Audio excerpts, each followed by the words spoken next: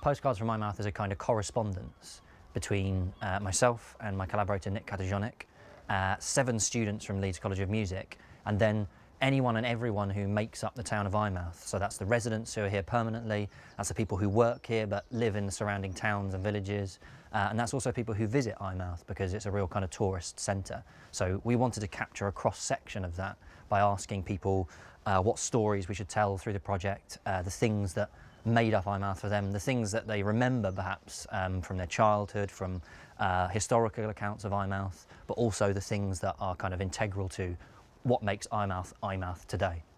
We were initially contacted by Ian and Paula Todd about a collaboration with the College of Music in Leeds. So we were asked to kind of think of potential projects, and Jake and I got together, discussed this, and thought that the only really way to make this work as not just a standalone event where we actually just come in, play some music that has no connection with Eyemouth at all, would be to involve the community in some way, to create music. And this idea of sending a postcard back from Eyemouth, getting the residents to send a postcard back and tell us about their hometown. And then we go away, create music with the students based on their reflections of their hometown. So it's this kind of postcards from home kind of concept. When we first started the project, we didn't know Eyemouth at all, and so when we came from Leeds, it kind of almost felt like being on holiday, and it has that kind of vibe to it. There's something very peaceful, actually, about being on a bane tree in front of the sea, just hearing the waves coming in. And so when we were thinking initially about what we were going to do, we just happened on this idea of postcards, because we thought, well, we're up in Eyemouth, and we're being asked to communicate to people back in Leeds what this place is like, what we make of it. The simplest, kind of most direct way of doing that would be to send a postcard. Because if you call somebody up or you send them an email or you Facebook something to them, it just doesn't have that kind of tactile quality that a postcard does. So there's probably a sense of nostalgia there as well. Looking back, it's kind of childhood holidays, sending postcards to family. And we wanted to capture something of that experience, that initial kind of experience that we had in the project title and in the concept. Every year Eyemouth has a food festival, and the yarn bombers, the local yarn bombers, knit food to decorate the area that they're having the food festival.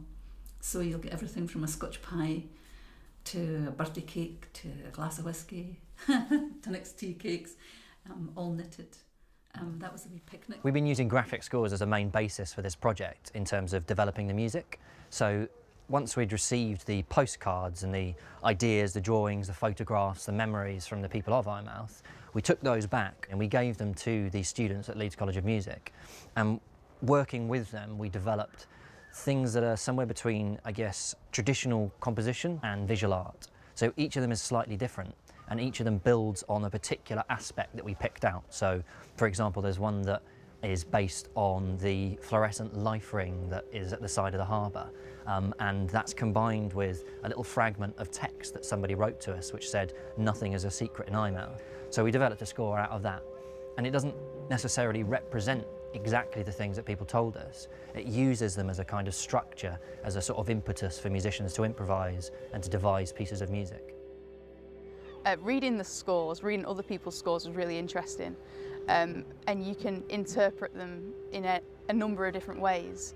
But for me, I would personally go, like, what's the colour? So what note should I play? So if it's blue, maybe a minor chord. If the picture looks fragmented and broken apart, maybe some more abstract sounds. So broken up, snappy, maybe atonal. Are there lines? Are there patterns? If there's a pattern, then maybe you need a groove, you need to set a tempo. Different scores will make different sounds, and they can be interpreted in a number of different ways.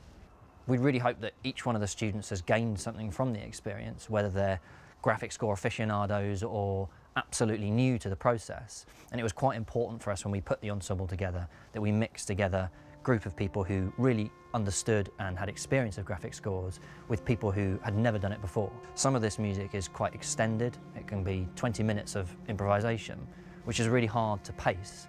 And so the graphic scores have been quite a useful kind of strategy in dealing with that development over time, of being able to say, now we're in this particular part of the picture.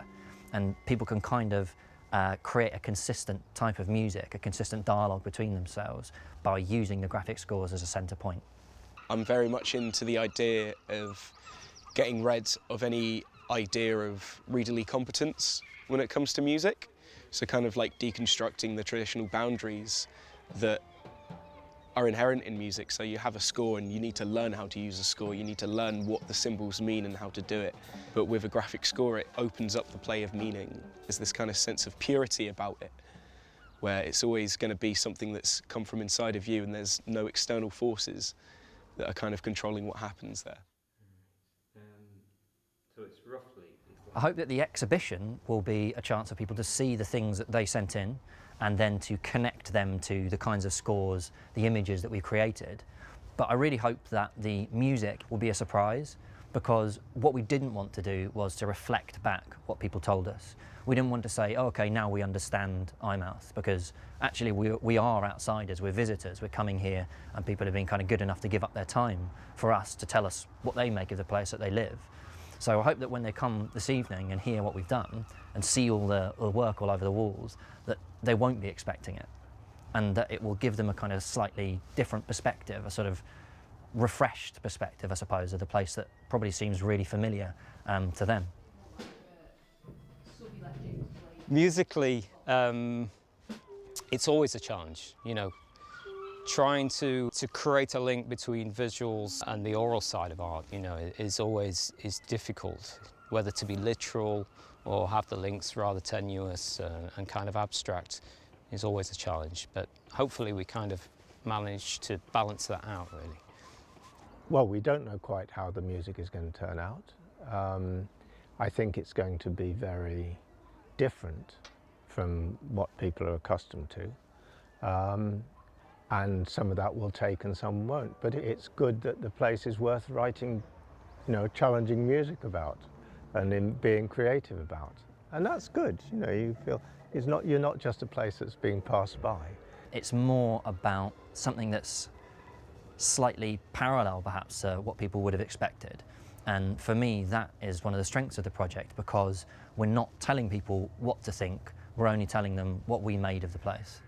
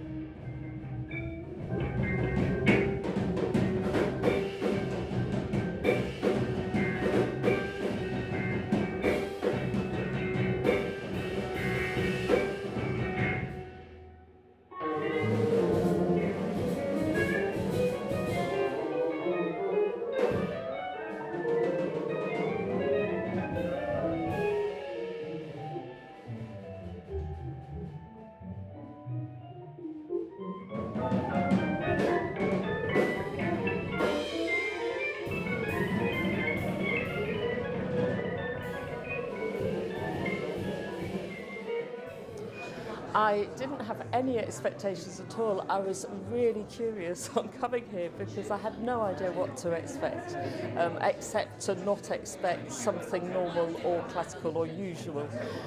But I was amazed actually at how they've captured, I think, the personality and the emotion in the town. At one point I was sitting with my eyes closed and I could feel Eyemouth in the music, which I think is lovely.